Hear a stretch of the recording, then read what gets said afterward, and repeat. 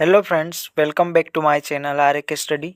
તો આજના પ્રત્યાયન એટલે કે કોમ્યુનિકેશનના બીજા વિડીયોમાં તમારું સૌનું હાર્દિક સ્વાગત છે. તો આજના વિડીયોમાં આપણે જોવાના છે પ્રત્યાયનના પ્રકારો, પ્રત્યાયનની લાક્ષણિકતાઓ અને જે આપણે પ્રથમ વિડીયોમાં અને આજના આ વિડીયોમાં જે આપણે ટોપિક ભણીશું તો તે વિશે એક્ઝામમાં પૂછાયેલા પ્રશ્નો તેની આપણે ચર્ચા કરવાના છે આજના આ વિડીયોમાં. તો ચાલો વિડીયોની શરૂઆત કરીએ પ્રત્યાયનના પ્રકારોથી. તો સૌપ્રથમ જોઈએ શાબ્દિક પ્રત્યાયન એટલે કે વર્બલ કોમ્યુનિકેશન. તો તેમાં મૌખિક પ્રત્યાયન અને લિખિત પ્રત્યાયનનો સમાવેશ થાય છે. શાબ્દિક પ્રત્યાયન એટલે કે શબ્દો વડે થતું પ્રત્યાયન, સામાન્ય ભાષામાં કહીએ તો. તેવી જ રીતના બીજો પ્રકાર અશાબ્દિક પ્રત્યાયન એટલે કે નોન વર્બલ કોમ્યુનિકેશન, જેમાં શબ્દો વગર થતું પ્રત્યાયન, જેમ કે શારીરિક હાવભાવ, ચહેરાના ભાવ, ઈશારા વગેરે દ્વારા થતું પ્રત્યાયન, તો તેને અશાબ્દિક પ્રત્યાયન આપણે કહી શકીએ. તેવી જ રીતના દ્રશ્ય પ્રત્યાયન એટલે કે વિઝ્યુઅલ કોમ્યુનિકેશન, તો તેમાં નકશા અને ચાર્ટ, ટ્રાફિક સિગ્નલ વગેરે આ તે ઉદાહરણ છે. તેવી જ રીતના શ્રાવ્ય પ્રત્યાયન, તો તેમાં સાયરન, શાળાનો બેલ વગેરે દ્વારા થતું પ્રત્યાયન આવી શકે. તો આ હતા પ્રત્યાયનના મુખ્ય પ્રકાર. હવે આગળ આપણે જોઈશું એના વિશે આખું ડિટેલમાં. તો હવે જોઈએ પ્રત્યાયનની લાક્ષણિકતાઓ. તો પ્રથમ લાક્ષણિકતા છે કે પ્રત્યાયન જે છે તે એક પ્રક્રિયા છે. તેમજ બીજી લાક્ષણિકતા છે કે પ્રત્યાયન જે છે તે દ્વિમાર્ગીય પ્રક્રિયા છે. એટલે કે આપણે પ્રક્રિયા તો છે પણ કેવી પ્રક્રિયા છે? દ્વિમાર્ગી પ્રક્રિયા છે. એટલે કે પ્રેષક અથવા પ્રેરક અને જે રિસીવર હોય એટલે કે સંદેશ મેળવનાર, તે બંને વચ્ચે સંદેશાની આપલે દ્વારા થતી પ્રક્રિયા છે. હવે ત્રીજી લાક્ષણિકતા છે કે હેતુલક્ષી પ્રક્રિયા છે. એટલે કે દરેક પ્રત્યાયન પાછળ કોઈ ચોક્કસ હેતુ હોય છે. કોઈ એમ જ હેતુ વગર પ્રક્રિયા થતી નથી. તેવી જ રીતના ચોથી લાક્ષણિકતા જે છે તે છે જીવંત પ્રક્રિયા, એટલે કે સતત ચાલતી પ્રક્રિયા છે. તેવી રીતના પાંચમી જે છે લાક્ષણિકતા પરસ્પર સમજૂતી પર આધારિત છે. કેમ કે હવે આપણે પ્રત્યાયનની પ્રક્રિયા કરીએ તો તેમાં હવે પરસ્પર સમજૂતી પણ જરૂરી છે. કારણ કે હવે જે પ્રેરક અથવા પ્રેષક કોઈ સંદેશ સામેવાળી વ્યક્તિને કહેતો હોય અને તે વ્યક્તિ એટલે કે સંદેશ મેળવનાર તે સંદેશ અથવા માહિતીને સમજે જ નહીં અને અલગ જ અર્થ કાઢે તો તે પ્રત્યાયન અધૂરું રહે, એટલે કે સફળ ન બને. એટલા માટે પરસ્પર સમજૂતી પણ જરૂરી છે. હવે છઠ્ઠી લાક્ષણિકતા છે કે માધ્યમની જરૂરિયાત, એટલે કે પ્રેરકનો સંદેશ જે ગ્રાહ્ય વ્યક્તિ હોય તે સુધી પહોંચાડવા માટે કોઈ ને કોઈ માધ્યમની જરૂર હોય છે. એટલે કે યોગ્ય માધ્યમ વિના અસરકારક અથવા પ્રત્યાયન જ શક્ય નથી. એટલે કે છઠ્ઠી લાક્ષણિકતા છે માધ્યમની જરૂરિયાત. અને સાતમી લાક્ષણિકતા છે વૈશ્વિક પ્રક્રિયા, એટલે કે પ્રત્યાયન જે છે તે વૈશ્વિક પ્રક્રિયા છે. આ પ્રત્યાયનની મહત્વપૂર્ણ લાક્ષણિકતા છે. પ્રત્યાયન સમગ્ર વિશ્વમાં દરેક વ્યક્તિ, સમાજ, સંસ્થા અને દેશમાં થાય છે. ભાષા, સંસ્કૃતિ અથવા સ્થાન અલગ હોઈ શકે છે, પરંતુ સંદેશા વ્યવહાર દરેક જગ્યાએ જરૂરી છે. તેથી તેને વૈશ્વિક પ્રક્રિયા તરીકે ઓળખવામાં આવે છે. ઉદાહરણ તરીકે આપણે જોઈએ તો ઇન્ટરનેટ દ્વારા વિવિધ દેશના લોકો એકબીજા સાથે વાતચીત કરે છે. તેમજ સંયુક્ત રાષ્ટ્ર એટલે કે યુનાઇટેડ નેશન જેવી આંતરરાષ્ટ્રીય સંસ્થાઓ વિવિધ દેશો વચ્ચે પ્રત્યાયન કરે છે. આમ પ્રત્યાયન જે છે તે વૈશ્વિક પ્રક્રિયા છે, કારણ કે તે વિશ્વના દરેક સમાજ અને દરેક ક્ષેત્રમાં થાય છે. હવે આપણે ટોપિક ભણી ગયા તે વિશે જીસેટની પરીક્ષામાં પૂછાયેલા પ્રશ્નો વિશે આપણે જોઈએ. તો પ્રશ્ન છે કે પ્રત્યાયન અસરકારક ત્યારે બને છે જો ઓપ્શન છે આપણી પાસે એ ધીમી અને સ્પષ્ટ રજૂઆત હોય, બી શાંત પરિસ્થિતિમાં રજૂ થાય, સી મેળવનારને પૂરેપૂરું પહોંચે કે ડી મોકલનારના હેતુ અનુસાર મેળવનારને પહોંચે. તો હવે તમે ઓપ્શન એ અને બી જોઈ શકો છો. ધીમી અને સ્પષ્ટ રજૂઆત હોય, શાંત પરિસ્થિતિમાં રજૂ થાય. આ તો પ્રત્યાયન માટેની સારી રીતો અથવા સંજોગો છે, પરંતુ તેનાથી એ ખાતરી થતી નથી કે સામેવાળી વ્યક્તિ તમારી વાતને બરાબર એ જ રીતે સમજી શકે છે. એટલે ઓપ્શન એ અને બી તો નહીં આવશે.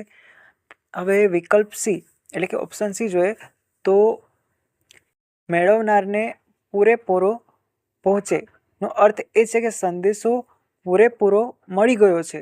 દાખલા તરીકે આખો મેસેજ વંચાઈ ગયો છે, પરંતુ હજુ પણ તેમાં ગેરસમજ થવાની શક્યતા રહેલી છે. એટલે ઓપ્શન સી પણ નહીં આવશે. અને ઓપ્શન ડી જે છે તે કે મોકલનારના હેતુ અનુસાર મેળવનારને પહોંચે. હવે આપણે આગળ જોઈ ગયા તેમ પ્રત્યાયન જે છે તે હેતુલક્ષી પ્રક્રિયા છે. એટલે કે સંદેશા મોકલનાર જે વ્યક્તિ હોય તે ચોક્કસ હેતુ દ્વારા પોતાનો સંદેશ મોકલે છે, અને જે મેળવનાર વ્યક્તિ હોય તે એ જ હેતુથી જો સંદેશ મેળવે તો આપણે કહી શકીએ કે જે પ્રત્યાયન હતું તે અસરકારક બની ગયું છે, અથવા પ્રત્યાયન જે છે તે સફળ થયું. એટલે ઓપ્શન ડી જે છે તે સાચો જવાબ આવશે. હવે નેક્સ્ટ ક્વેશ્ચન જોઈએ તો પ્રત્યાયન પ્રણાલીમાં તત્વોનો સાચો ક્રમ ઓળખો. તો એ તરીકે આપણને આપેલું છે ભાષણ, બી વક્તા, સી રિસીવર અને ડી અસર. અને જવાબ છે એનો બી એ સી ડી. હવે આ કેવી રીતના આવે તો એ માટે આપણે પ્રથમ વિડીયોમાં આપણે પ્રત્યાયનનો ક્રમ જોઈ ગયા હતા. તે અનુસાર આપણને ખબર કે સૌપ્રથમ તો જે પ્રેરક અથવા પ્રેષક હોય તેના મનમાં વિચારનો ઉદ્ભવ થાય. તો તેવી જ રીતે અહીં આપણને વક્તા આપેલું છે. તો વક્તા એટલે કે કોઈ ભાષણ બોલનાર. તો તે સૌપ્રથમ તો તેના મનમાં કોઈ વિચાર આવ્યો હશે કે ભાષણમાં આ રીતે બોલવાનું છે મારે. તો સૌપ્રથમ વિચાર આવ્યો, ત્યારબાદ વક્તાએ એટલે સૌપ્રથમ વક્તા આવશે અને ત્યારબાદ એણે ભાષણ આપ્યું. તો બીજા નંબર પર ભાષણ આવશે અને ત્યારબાદ જે ભાષણ એમણે કીધું તે રિસીવરે મેળવ્યું એટલે કે સાંભળ્યું. એટલે ત્રીજા નંબર પર અહીં આપણા પાસે રિસીવર આવશે અને ભાષણ સાંભળીને જે રિસીવર હતા એના પર એ ભાષણની અસર થઈ. એટલે કે લાસ્ટમાં ડી આવશે. એટલે કે આપણે પાસે જે ઓપ્શન છે તેમાં સૌપ્રથમ વક્તા, ત્યારબાદ ભાષણ, ત્યારબાદ સી રિસીવર અને ડી અસર. એટલે કે ઓપ્શન એ જે છે તે સાચો થશે. હવે નેક્સ્ટ ક્વેશ્ચન જોઈએ. પ્રત્યાયન પ્રક્રિયામાં ગ્રહણ કરનાર એટલે કે રિસીવર એ શું કરે છે? તો ઓપ્શન એ છે સંદેશાનું સાંકેતિક રૂપાંતરણ, બી છે સંદેશાનું રૂપાંતરણ, સી છે ચેનલમાં કે ડી ફાવ નથી.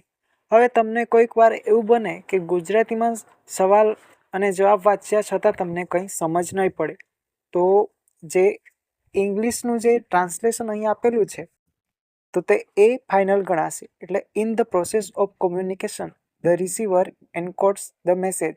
એટલે કે રિસીવર જે છે તે એન્કોડિંગ કરે મેસેજનું, બી ડિકોડ્સ ધ મેસેજ એટલે કે ડિકોડિંગ કરે, અને ઓપ્શન સી છે કે ઇઝ અ ચેનલ એટલે કે રિસીવર જે છે તે ચેનલ છે, કે ડી હેઝ નો રોલ કે રિસીવરનો રોલ નથી. તો આપણને પ્રત્યાયનનો ક્રમ જોયો હતો તેમાં ગ્રાહી પછી શું આવતું હતું કે ડિકોડિંગની પ્રક્રિયા આવતી હતી. એટલે કે જે ગ્રાહી એટલે કે રિસીવર જે છે તે ડિકોડિંગની પ્રક્રિયા કરતું હતું. એટલે અહીંયા આપણી પાસે સાચો જવાબ ડિકોડ્સ ધ મેસેજ એટલે કે સંદેશાનું રૂપાંતરણ એ સાચો જવાબ થશે. એટલે આન્સર આપશે બી. હવે જોઈએ નેક્સ્ટ ક્વેશ્ચન. નીચે પૈકી શું પ્રત્યાયન તંત્રનું ઘટક નથી?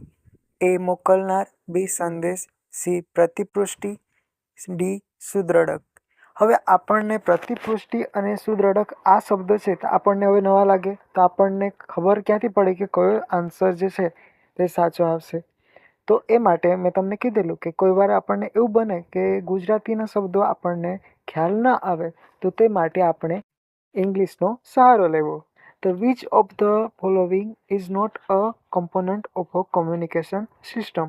તો A sender, B message, C feedback અને ડી રેન્ફોર્સમેન્ટ. તો આપણને સેન્ડર, મેસેજ અને ફીડબેક વિશે આપણે જોઈ ગયા હતા, અને રેન્ફોર્સમેન્ટ એટલે આ આપણને નહીં જોયું હતું. એટલે આન્સર અહીં ડી આવશે, રેન્ફોર્સમેન્ટ એટલે કે સુદ્રઢક, જે પ્રત્યાયન તંત્રનું ઘટક નથી. હવે નેક્સ્ટ ક્વેશ્ચન છે, નીચેનામાંથી કયો પ્રત્યાયન માટેનો અવરોધ નથી? એ ઘોંઘાટ, બી સંસ્કૃતિ, સી કાર્ય સંતોષ કે ડી વલણ? તો ઓપ્શન એની વાત કરીએ, ઘોંઘાટ. તો આ એક ભૌતિક અવરોધ છે, જેમ કે ટ્રાફિકનો અવાજ કે ખરાબ નેટવર્ક હોય, જેનાથી વાત સાંભળવામાં કે સમજવામાં સીધી ખલેલ પડે છે. એટલે આ તો અવરોધ છે. હવે વાત કરીએ ઓપ્શન બી, સંસ્કૃતિ. તો અલગ અલગ સંસ્કૃતિના લોકોની ભાષા, શબ્દોના અર્થ અને રીતભાત અલગ હોઈ શકે છે, જે ઘણીવાર ગેરસમજ ઊભી કરે છે. એટલે કે એવું પણ બની શકે કે બે વ્યક્તિ વચ્ચે પ્રત્યાયન થતું હોય, એટલે કે વાતચીત થતી હોય, અને એમાં એવું બની શકે કે બંનેની ભાષા અલગ અલગ હોય. એક ગુજરાતી હોય તો બીજો અંગ્રેજી હોય, એવું બની શકે, અને બંનેને એકબીજાની ભાષા સમજ ન પડતી હોય, તો એમાં એ અવરોધ બની શકે. એટલે ઓપ્શન બી પણ નહીં આવશે. ત્યારબાદ ઓપ્શન સી, કાર્ય સંતોષ. તો આ પ્રત્યાયનનો અવરોધ નથી, કારણ કે કાર્ય સંતોષ એ એક હકારાત્મક બાબત છે, અને જો કર્મચારી પોતાના કામથી સંતુષ્ટ હોય તો સામાન્ય રીતે તેનો સંવાદ વધુ ખુલ્લો અને હકારાત્મક હોય છે. તે જ રીતના ડીની વાત કરીએ, વલણ. તો વ્યક્તિનું નકારાત્મક વલણ, જેમ કે ગુસ્સો કે પૂર્વગ્રહ, સામેવાળા વ્યક્તિની વાતને સાચા અર્થમાં સમજવામાં મોટો અવરોધ બની શકે છે. એટલે કે ઘોંઘાટ, સંસ્કૃતિ અને વલણ જે છે તે પ્રત્યાયન માટેના અવરોધ છે, પરંતુ કાર્ય સંતોષ જે છે તે હકારાત્મક બાબત છે. એટલે કે અવરોધ નથી. તો અહીં અવરોધ નથી તે આપણે સિલેક્ટ કરવાનું છે. એટલે ઓપ્શન આવશે સી, કાર્ય સંતોષ એ તમારા ક્વેશ્ચનનો રાઈટ આન્સર થશે. હવે વિડીયોને વધારે લાંબો ન કરતા આપણે જે ક્વેશ્ચન બાકી રહેલા છે એને આપણને ઝડપથી જોઈ લઈએ. તો પ્રત્યાયનનો મુખ્ય ઉદ્દેશ શું છે? એ મનોરંજન, બી માહિતી આપવી, સી વ્યક્તિગત સંબંધો તોડવા કે ડી શાંતિ જાળવવી? તો પ્રત્યાયન એટલે સામાન્ય શબ્દમાં વાતચીત, અને વાતચીત દરમિયાન આપણને કોઈ વ્યક્તિને માહિતી પહોંચાડવાની હોય, એટલે ઓપ્શન બી જે છે તે સાચો જવાબ થશે. તેવી જ રીતના સંદેશો મોકલનાર વ્યક્તિને શું કહેવાય? એ પ્રાપ્તકર્તા, બી સંદેશ, સી પ્રેરક કે ડી ચેનલ? તો આન્સર આવશે સી, પ્રેરક અથવા પ્રેષક. તેવી રીતના સંદેશ આપનારાથી પ્રાપ્તકર્તા સુધી પહોંચાડવાનું માધ્યમને શું કહેવામાં આવે? તો એ અવરોધ, બી ચેનલ અથવા તમને માધ્યમ આવી શકે, સી પ્રતિસાદ કે ડી શંકા? તો આન્સર આવશે બી, ચેનલ.